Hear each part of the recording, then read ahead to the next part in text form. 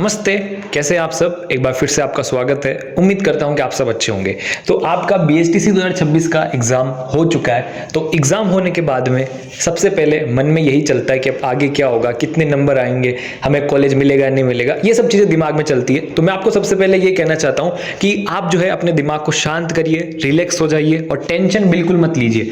जब रिजल्ट आएगा तो उस दिन देखा जाएगा कि रिजल्ट में क्या होगा, ठीक है ना।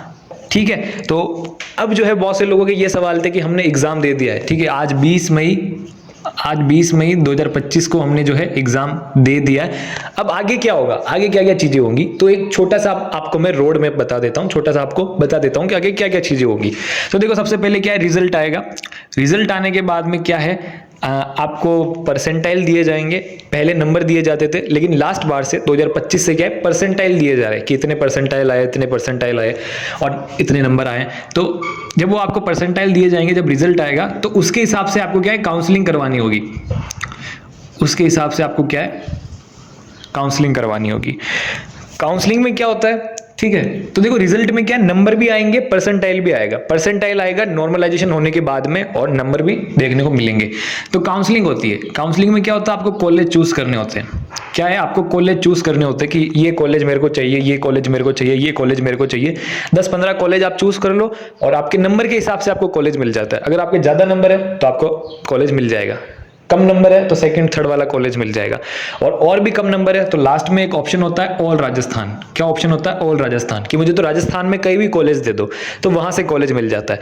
तो यहाँ पे क्या होता है कि काउंसलिंग में आपको कॉलेज सिलेक्ट करने होते हैं। जिसके नंबर ज्यादा होते हैं, मान लो राजस्थान में किसी ने टॉप किया है, जिसके सबसे ज्यादा नंबर आए, तो सबसे पहले उसको उठाएंगे और उसको कॉलेज देंगे, फिर बाकी को उठाएंगे। जैसे फिर सेकंड नंबर वाले को, फिर थर्ड नंबर वाले को, ऐसे करके हजारों बच्चों को उठाया जाएगा। जिसके सबसे ज्यादा है उसको पहले उठाया जाएगा। इसलिए जो है गवर्नमेंट कॉलेज भर जाते हैं जल्दी से, ठीक है ना, उनकी कट ऑफ ज्यादा जाती है थोड़ी, क्योंकि जो जिनके ज्यादा नंबर आते हैं वो गवर्नमेंट कॉलेज चूज करते हैं। तो यहाँ पे इसके ऊपर हम बाद में फिर से बात करेंगे। मैं आपको प्रोसेस बता रहा हूँ कि रिजल्ट आता है, काउंसलिंग होती है, उसमें कॉलेज सिलेक्ट करने होते हैं, आपको फॉर्म भरना होता है। उसके बाद में क्या है, काउंसलिंग का रिजल्ट आता है। किसका रिजल्ट आता है, उसके बाद में काउंसलिंग का रिजल्ट आता है, ठीक है। उसके बाद में क्या है, काउंसलिंग का रिजल्ट आता है। और काउंसलिंग का रिजल्ट आने के बाद में क्या है, उसको कहते हैं रिजल्ट को कॉलेज अलॉटमेंट। क्या कहते हैं, कॉलेज अलॉटमेंट, कि कॉलेज क्या है, अलॉट हो चुका है, आपको ये कॉलेज अलॉट हो चुका है। तो वो कॉलेज अलॉट होने के बाद में आपको जो है डॉक्यूमेंट इकट्ठा करके, ठीक है, डॉक्यूमेंट सब इकट्ठा करके, ऑनलाइन फीस भर के, ई मित्र पे जाके सब कुछ करके आपको क्या है, कॉलेज में रिपोर्टिंग करवानी होती है। ठीक है, आपको क्या है, कॉलेज में रिपोर्टिंग करवानी होती है। और जिस दिन आप रिपोर्टिंग करवाते हैं उसके अगले दिन आपका एडमिशन हो जाता है। क्या है, रिपोर्टिंग के अगले दिन आपका क्या है, एडमिशन हो जाता है। क्या हो जाता है, एडमिशन हो जाता है, ठीक है। तो यहां पर ये पूरा एक प्रोसेस रहता है। तो मैंने इसको छोटा सा बताया, ऊपर से बताया, ठीक है। और बहुत से लोगों का क्या है कि फर्स्ट लिस्ट में नाम नहीं आता, जो ये अलॉटमेंट लिस्ट होती है, फर्स्ट लिस्ट कहते हैं इसको। तो जब बहुत से लोगों को यहाँ पे कॉलेज अलॉट होता है फर्स्ट लिस्ट में, तो वो लोग कॉलेज जाते ही नहीं, वो रिपोर्टिंग करवाते ही नहीं, वो एडमिशन लेते ही नहीं है। तो कुछ सीटें क्या है, खाली बच जाती है, 500-600 सीटें खाली बच जाती है। तो फिर क्या आती है, सेकेंड लिस्ट आती है, जो खाली सीटें बच जाती है उनको भरने के लिए फिर से यही प्रोसेस होता है। काउंसलिंग होती है, कॉलेज अलॉटमेंट होता है, फिर उसमें भी अगर कुछ सीटें खाली बच जाए तो थर्ड लिस्ट आती है, जो कि लास्ट लिस्ट होती है।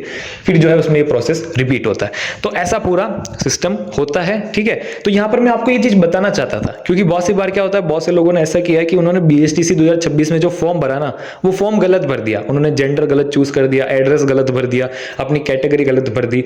तो बहुत से लोग ऐसे भी होते हैं जो यहाँ पे भी गलती कर देते हैं, उनको पता ही नहीं चलता कि काउंसलिंग की डेट निकल गई, रिपोर्टिंग की डेट निकल गई, या जो है कॉलेज अलॉटमेंट की डेट निकल गई, उनको ये पता ही नहीं चलता। जिसके चलते क्या होता है कि उनके पैसे भी, फीस भी भरनी आ जाती है, काउंसलिंग के पैसे भी लग जाते हैं और एडमिशन नहीं मिलता है, क्योंकि डेट ही निकल गई, वो गए नहीं रिपोर्टिंग करवाने। होता है ऐसे, 100 में से 1-2 के साथ हो जाता है। तो ऐसा आपके साथ नहीं हो, इसलिए मैं आपको पूरा प्रोसेस बता रहा हूं। और इनके बारे में हम बात करेंगे जब काउंसलिंग का जो आएगा फॉर्म, हम उस टाइम पे बात करेंगे। जिस टाइम पे कॉलेज अलॉटमेंट का आएगा उस टाइम पे बात करेंगे। तो मैं आपको यही कहूंगा, थोड़ा सचेत रहना, ठीक है, थोड़ा आपको क्या है, एक्टिव रहना है, थोड़ा आपको इनकी जानकारी लेते रहनी कब होगा। और बाकी जो है आप रिलैक्स करें, इतनी टेंशन आपको लेने की जरूरत नहीं है। तो यहाँ पे मैंने आपको ये सब बता दिया है, और ये सब बताने का मेरा यही मकसद है यहाँ पे कि आप जो है इस पूरे प्रोसेस में कोई गलती ना करो।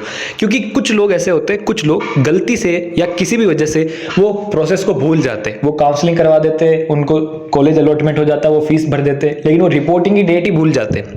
ठीक है, क्या वो रिपोर्टिंग की डेट भूल जाते हैं, या वो काउंसलिंग की डेट ध्यान में नहीं रख पाते, या फिर वो काउंसलिंग के फॉर्म में कुछ गड़बड़ी कर देते हैं, फिर वो बाद में जब एडमिशन होता है तो घूमते फिरते हैं। तो यहाँ पे इसलिए मेरा आपको ये पूरा प्रोसेस बताने का एक ही मतलब है कि अब आगे क्या होने वाला है उसको आप थोड़ा माइंड में रखो। बाकी जो ये जब काउंसलिंग होगी, काउंसलिंग के फॉर्म चलेंगे, मैं डिटेल में वीडियो बनाऊंगा, आपको सारी जानकारी दे दूंगा।